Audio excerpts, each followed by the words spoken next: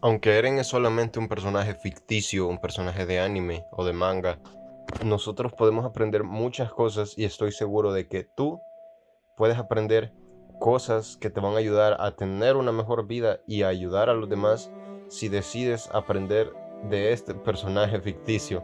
Aun cuando no existe, podemos aprender mucho de él, porque aun si es un personaje ficticio, fue creado por un humano, yo considero muy inteligente, y tiene facciones que nos faltan a la mayoría de nosotros, y aprenderlas nos podría ayudar en varios ámbitos de nuestra vida.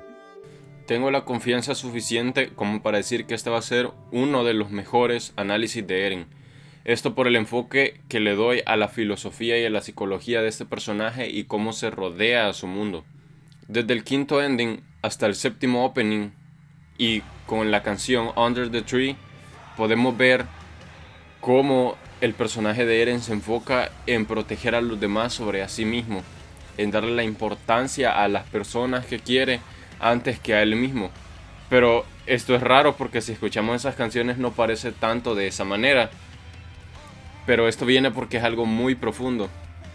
En Rumbling la letra dice: todo lo que siempre quise fue hacer las cosas bien. Nunca quise ser el rey, lo juro. Todo lo que siempre quise fue salvarte la vida. Nunca quise agarrar un cuchillo, lo juro. Eso explica el deseo de Eren de proteger a los demás sobre sí mismo, porque él nunca quiso hacer esas cosas, nunca quiso agarrar un cuchillo, pero quería salvar a la persona. Él nunca quiso buscar ser un rey, pero necesitaba liderar a los demás para poder salvarlos. Él nunca quiso hacer tantas cosas, pero tuvo que hacer tantas cosas para cumplir su objetivo o lo que mejor lo hacía sentir, que era ayudar a las personas que él quería. Porque estamos hablando de las personas que él quiere, no de todo el mundo. Luego en Akuma no Ko se habla de Eren como si fuera el hijo del diablo casi. Pero este viene por las acciones de Eren, es una metáfora. En el mundo todo tiene un lado bueno y un lado malo, ya sea de bien o del mal, o de me gusta, no me gusta. Todo tiene un lado bueno y un lado malo. Entonces, cuando vemos las acciones de Eren, podemos ver el lado bueno y el lado malo de las cosas. Y a los personajes en esta serie, y probablemente al espectador también, lo primero que va a ver es el lado malo de las cosas. Es como si hay un demonio enfrente y un ángel atrás. Pero lo primero que vemos es ese demonio que tiene enfrente Eren de sus acciones.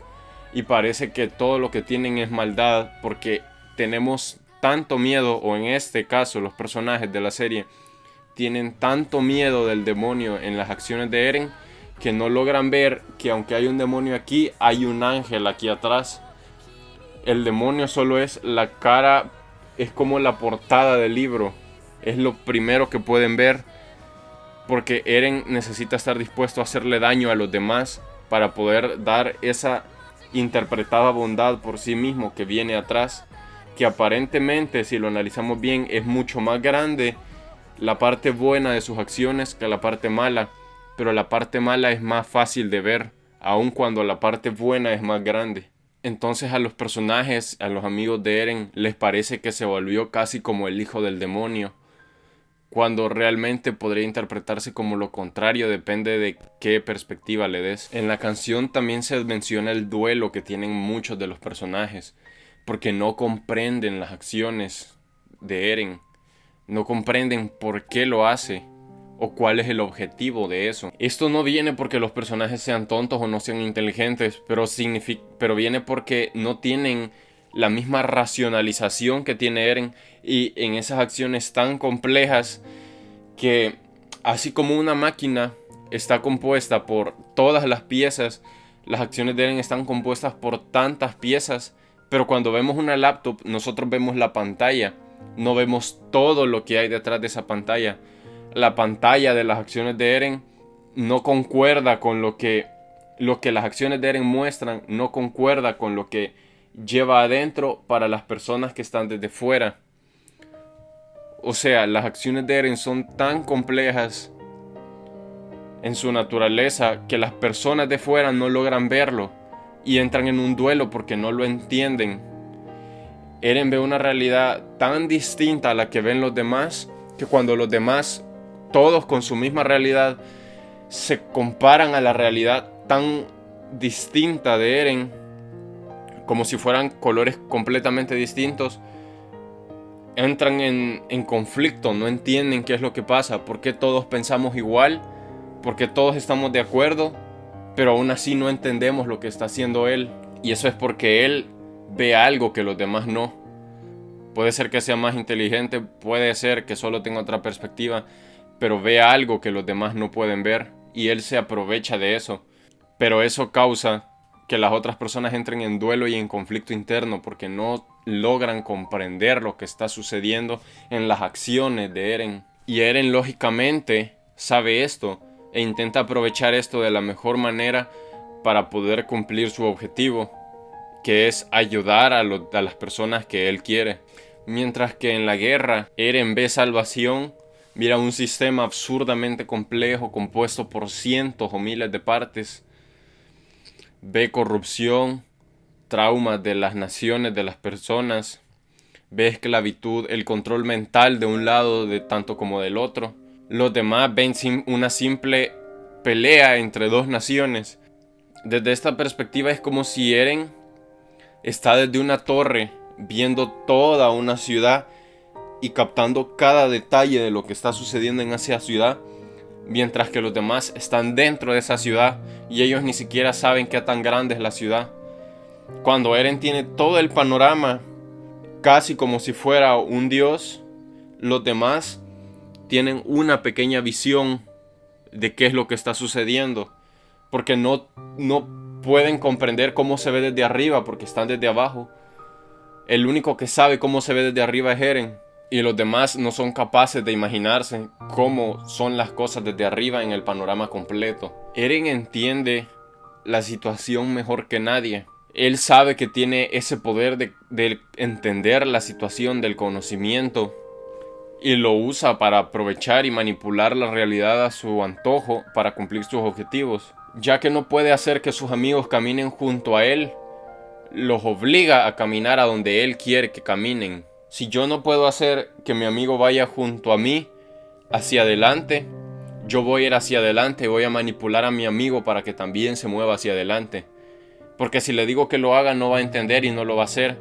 Pero si lo obligo, si lo manipulo para que se mueva hacia adelante, lo va a hacer.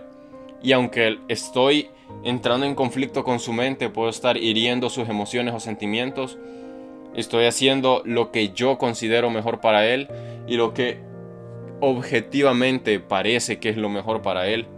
Por eso Eren decide manipular a las otras personas, porque ya que no las puede convencer, ya que no pueden volverlas parte de su plan directamente, porque son personas más emocionales, más consideradas, menos objetivas y analíticas, él las tiene que manipular para que hagan lo que él quiere que hagan. Eren sabe que tiene que causar sufrimiento a las demás personas para poder otorgarles una mejor vida. Por esto mismo, Eren es que las manipula de esa manera. Podemos ver esto en una escala menor, relativamente menor, cuando en la temporada 4, si no me equivoco, Eren va donde donde Armin, y le dice a Mikasa que es una esclava y que toda su genética está hecha para servirle a otra persona y que eso lo vuelve una esclava, y que Eren odia a los esclavos porque él aprecia la libertad.